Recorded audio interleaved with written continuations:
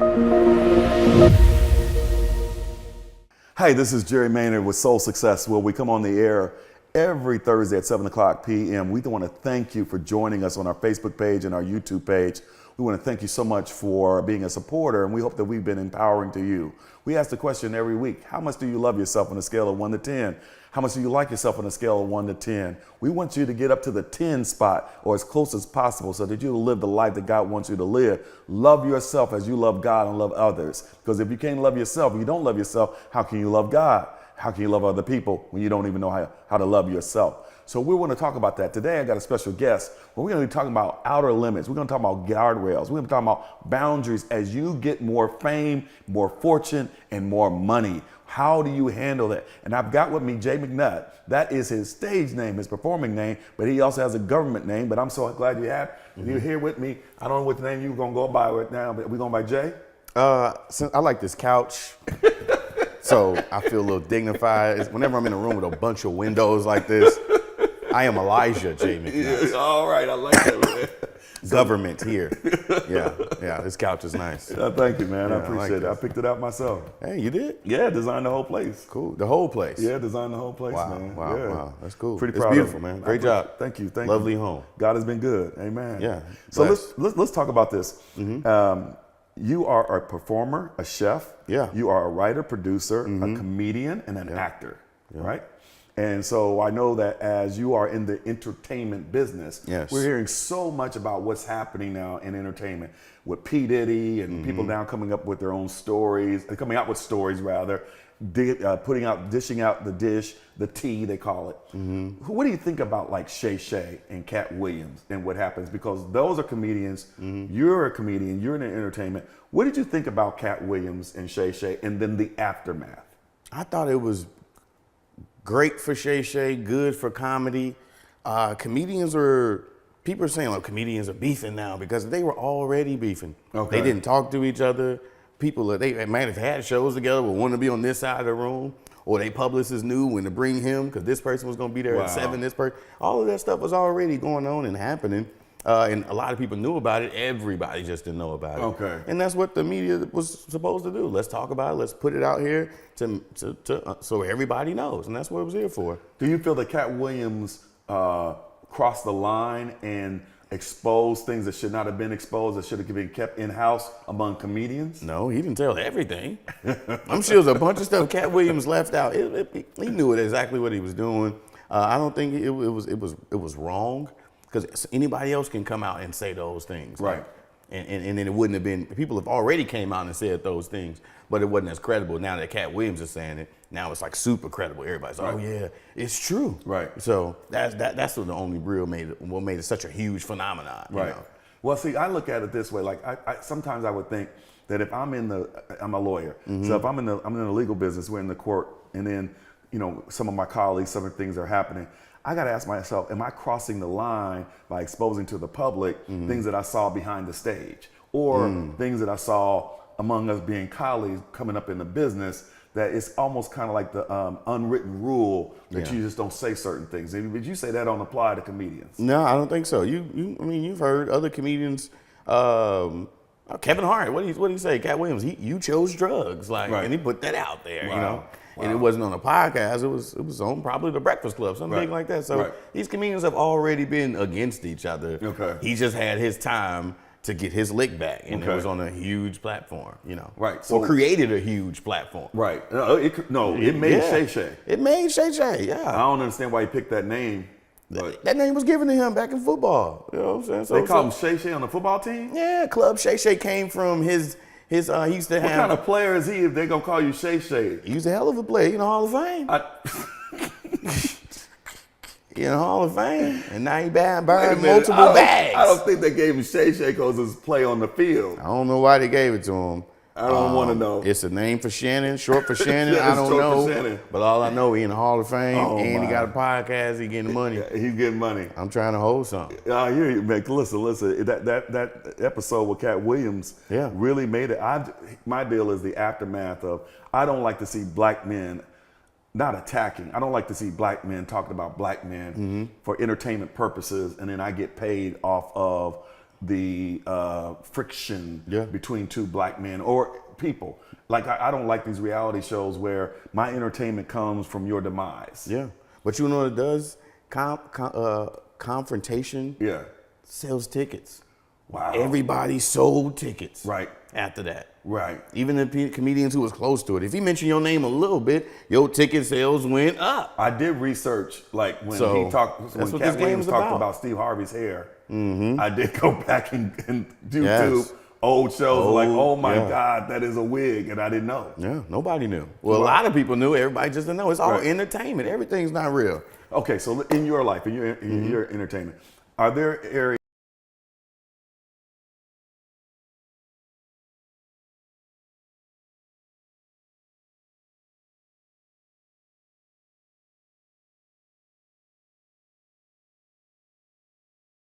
Things talking about myself. Okay. So it kind of opens me up to be able to talk about everybody else. So because I'm already speaking about myself Right. in this low form, and you're like, oh my God, I can relate to this dude. So me Right. saying something to you is never going to upset you. And Okay. even if it does, I'm already know how to decode that and Right. switch it up. I do it all the time. Okay. So I think it's like I would never cross lines because we're already there. It's like we're family already. I'm just up here saying what I know was going Right. to make you have a better reaation or a different day. Yeah. Type of thing. So that's where I'm coming from. So when you're pouring out of yourself and Mm-hmm. you're talking about yourself, how do you make sure that you protect your soul in the business, in the entertainment business? Because there's the Yeah. Oh, art and then there's the business yeah. side. How do you make sure that you protect your heart and your soul in this business that is kind of ruthless? If you're a peer, if you come, you have to be a strong-minded person to be successful in anything. So yes, you're going to be around drugs, drinking, all the time. People doing all different Women. types of things. Women, well, I was going to leave them out because we're going to deal with them. We're going to face them. I'll face them. But the drugs and everything, you see a strong will with the drugs and the drinking. Strong, you can't be that strong over there yet. We're working on that. But yeah, you can see Because everything. come on, man. Some people got Yeah. into rapping and got Yeah, into everything. playing music in athletics Yeah. to get the women. Yeah. Elijah, is that your story? Elisha, but yeah. Elijah's a great name. I don't think people get into comedy like I'm finna get the girls. Really? Yeah, that ain't comedy. Like, you know what I'm saying? Most dudes who get comedy and girls, they was already getting girls. Like, Wow. like unless once you break and you're a huge person, Right. then all the girls and all that's Yeah. coming. But nobody's getting comedy. Don't got too many like cool, pretty boys who trying Yeah, to get yeah, up yeah, all yeah, now. yeah, That ain't yeah. comedy. You know what I'm Okay, saying? So okay. comedy, once you get all the way up there, Yeah. oh yeah, now they just Wow. they wreaking havoc on the system. So I gotta tell a secret. I want them to know. Tell Yeah, you a secret. cool. So I was 27 years old. I'm in Chicago. I lived in Chicago at the time. I go to a comedy event. There's a woman up there. There was a club that had 3 levels, and I can't think of it. Okay, it'll come to me anyway. So we were on the 2nd level comedy show. She's up there. Not my type. I'm not attracted to her. But she picks me out, starts talking, make me a little part of the show, crowd worker, you called it. And so then at the end of the show, she comes over. She was like, hey, so what's up? And I was like, hey, what's up? I enjoyed you. Yeah, you were funny. She's like, yeah, I travel, blah, blah, blah. I live in LA, so on. So I'm like, oh, okay. She says, well, I picked you. And I said, you what? So I picked you. Yeah. I said, what do you mean you picked me? She's like, listen, I'm staying at the so-and-so. Yeah. And I'm like, okay. So I'm supposed to like you because you are on stage, Yeah. spotlight. And I'm like, nah, it ain't happening tonight. But that's how it works. Yeah. Because if you go to most cities, Kevin Hart's not coming this weekend. I'm here. So Right. you are the Kevin Hart for that weekend. So they're going to treat you the exact same way. I'm telling you, I was Fame is what's it called? Aphrodisiac? aphrodisiac. Fame is whatever she thought was famous Right. that night. So Wow. you was the famous man that night. Yeah, so that's how I operate. You know? That's how you operate. I done been to some cities and it's, and they've been like, hey, Yeah. what you doing? Right. Going to church tomorrow. The Cathedral of Praise. Yeah. So he coming to Cathedral. I'm coming amen. to the cathedral. Come to the Cathedral. Yeah, I might bring her with me. Yes. Bring your ties too. Bring ye all tithes into the storehouse. Right, that's it. I love it. Yeah. Okay, you guys, you know some words. I know some words, man. Yeah. Know So some words. we see the story after story after story about Sean Combs. Oh, And it saddens my heart. It saddens my heart because of the victims, but it saddens my heart because I see this all the time, much, much older than you. Historically, I have seen people be built up just to be torn down. yeah. I don't know what he's done. I wasn't there. I don't know. I can see what's in the indictment. But I have seen so many people to be built up only to be torn down. Yeah. And I hate when I see black men and black women built all the way up. And part of it's him braggadocious and all that. But I just, okay. And then I saw that film of him beating that poor woman in the hotel, whatever. That's horrible. Yeah. But how do you deal with the excessiveness of the things that could really, steal your soul? Yeah. And then have you ever been offered something that you were like, you know what, I'm not selling my soul for fame as you go higher and higher in your career? I think what most people don't take heed to their warnings.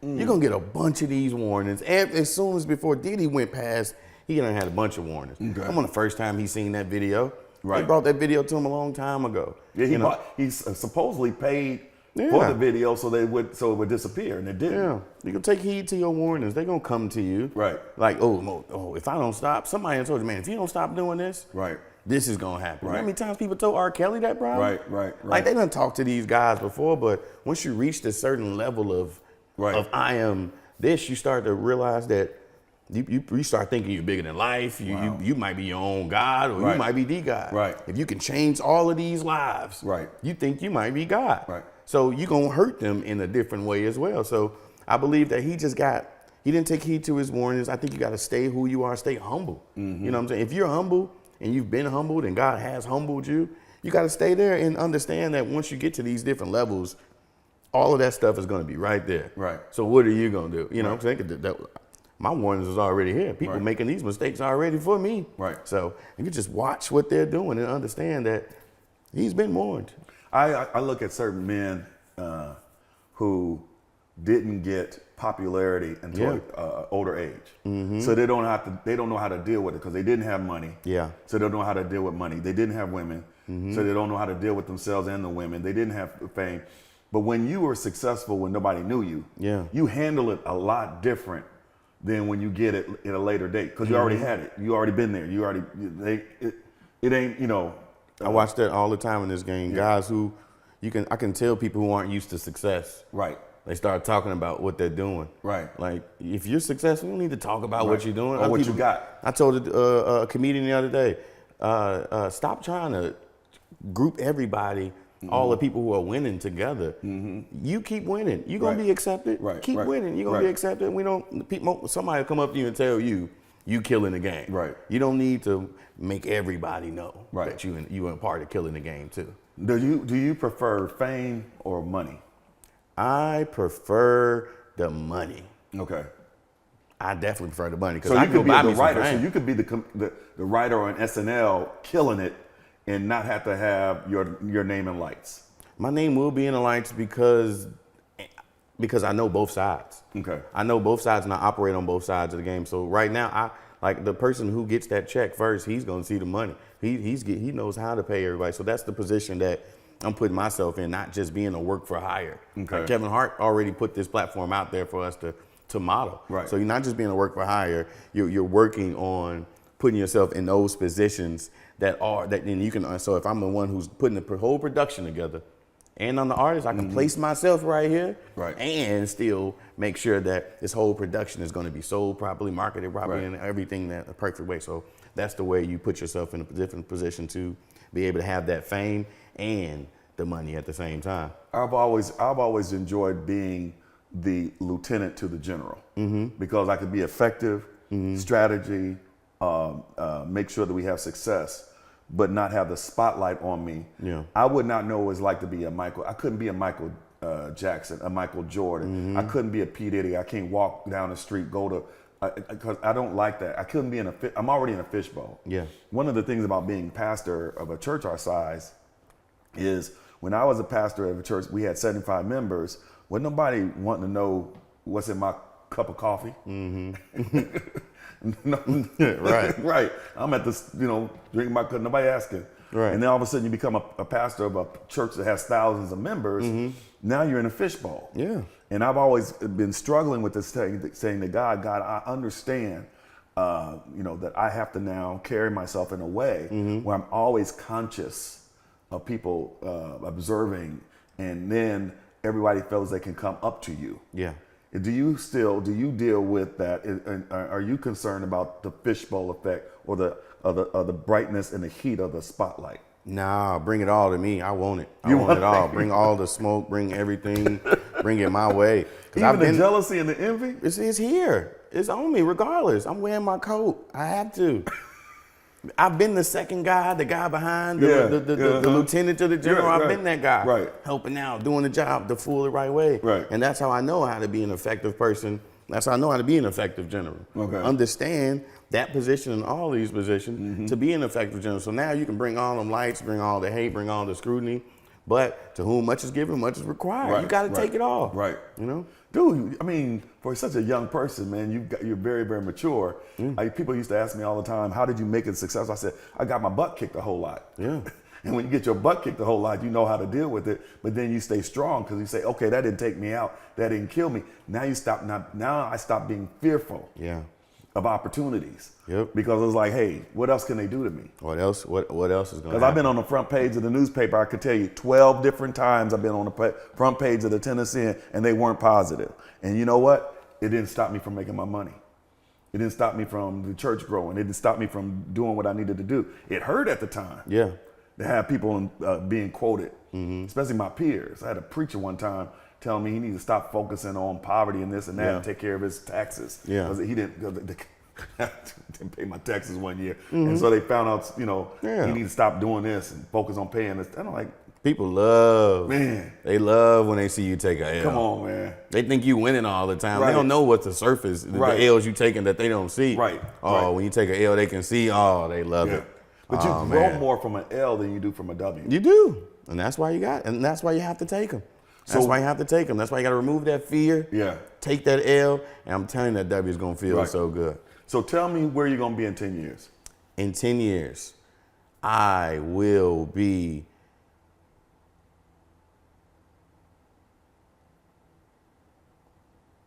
in 10 years, I would have sold out Bridgestone twice already. All right.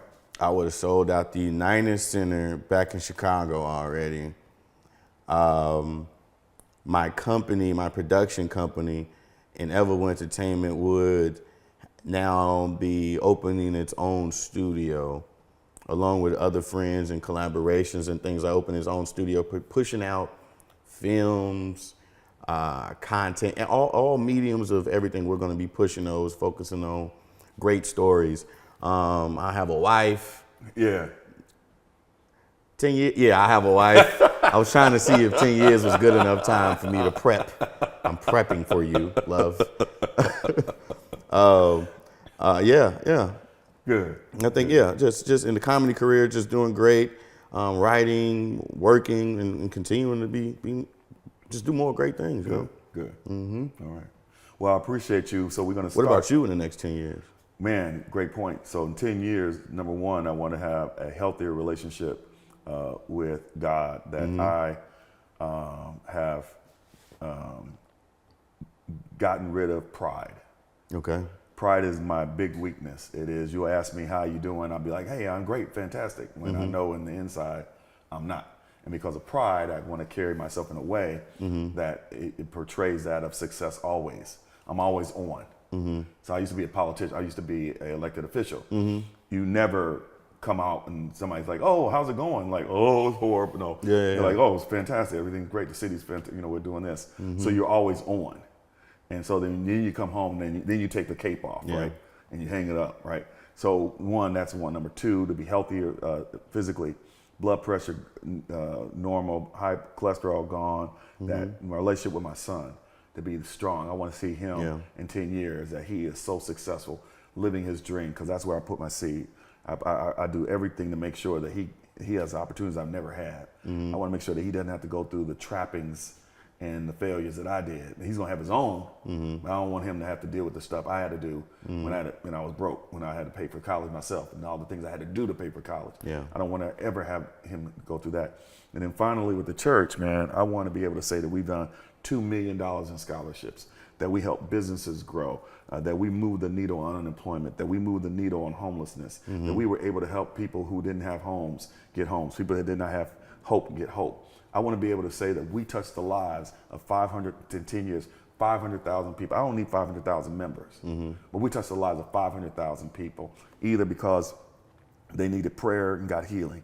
2, they needed a job. We helped them get a job. We helped create jobs, homes for people. We moved the needle on mental health. I want to see Black community spiritually, mentally, emotionally healthy.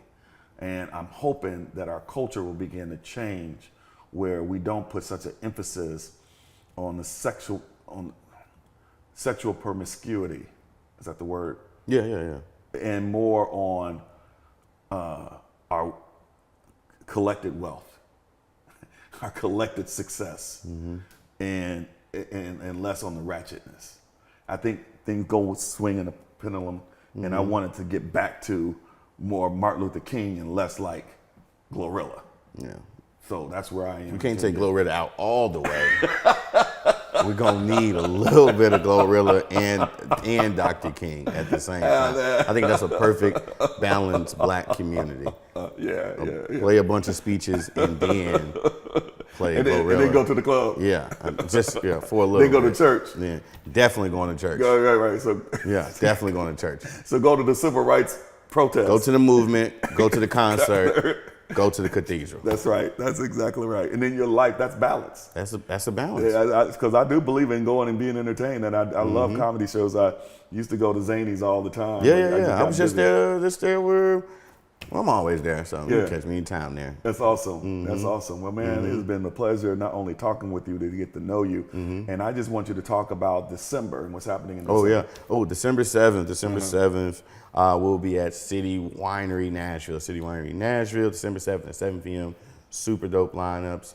We're turning Music City into Comedy Country. We have a residency with City Winery, so we're there every month. Awesome. So and across the nation as well. Okay. All City Winery. So, but December 7th, we'll be at City Winery Nashville. Come check us out. You got to give your website or whatever you got. You can head over to cityoflavescomedy.com, or you can go to Facebook, City of Labs, Instagram, City of Labs, everything City of Labs, Google City of Labs.